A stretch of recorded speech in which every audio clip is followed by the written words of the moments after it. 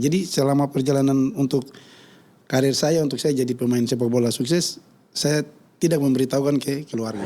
Paman saya sampaikan bahwa kamu harus sekolah. Dan kebetulan saya tinggal dengan om saya. Terus dari situ saya mulai dapat informasi bahwa ada seleksi PON.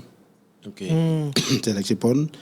Dan saya juga memberanikan diri untuk ikut. Tapi tanpa sepengetahuan om dan paman saya. Jadi memang untuk pendidikan orang tua saya sangat keras. Nah yang lu bilang. Akhirnya ada seleksi PON. Saya juga menyempatkan diri, kebetulan ada teman-teman yang dari Sorong, mereka kasih tahu bahwa ada seleksi. Akhirnya saya ikut. Jadi itu juga saya ceritanya sedikit panjang karena kebetulan ada beberapa saudara saya juga yang tinggal di situ, kakak-kakak saya. Ya saya komunikasi sama mereka. Jadi mereka yang menolong saya juga. Dan saya juga keluar diam-diam, naik taksi, sampai di tempat latihan pulang. Biasa ada mobil yang jemput kan, antar pergi. Yeah. Saya diantar pulang, masuk ke rumah, saya bikin biasa. Jadi selama perjalanan untuk karir saya, untuk saya jadi pemain sepak bola sukses, saya tidak memberitahukan ke keluarga. Jadi mereka pikir saya latihan biasa aja, padahal saya ada seleksi PON. Dan hari itu paman saya yang gubernur, dia yang ketua PON. Ketua PON, iya. Ketua PON.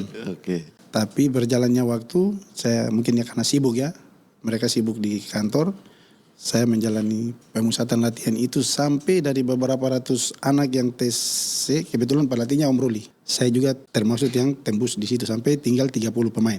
Nah akhirnya saya tidak cerita ke rumah juga, saya diam aja. Karena saya juga takut. Akhirnya berjalannya waktu, sudah jadi 30 pemain, kita sudah mulai masuk ke penampungan. Nah di penampungan ini yang semakin membuat saya semakin bingung lagi. Bingung karena pasti TC harus semua bersamaan dari penampungan ke tempat latihan. Sedangkan saya di rumah. Kalau saya tidak ada di rumah pasti saya akan dicari dan ditanya. Ini orang ini kemana? Nah, akhirnya sudah mau tidak mau sudah saya beranikan diri aja. Sekali-sekali tidur di tempat penampungan. Tapi sekali-sekali juga saya tidur di rumah.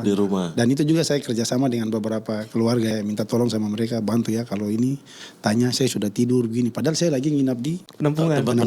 Ya. Perjalannya waktu. Jadi pada saat kita latihan itu. Ini cerita lucu ya. Pada saat kita latihan.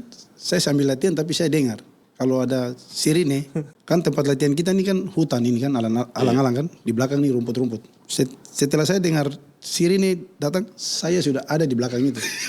Sembunyi di rumput-rumput. Sembunyi di belakang situ. Akhirnya setelah paman saya pergi, baru saya keluar. Jadi Om Ruli juga jadi bingung. Ini nggak bisa kalau kayak begini terus tidak bisa. Mau tidak mau dia harus izin dan langsung ketemu dengan paman saya.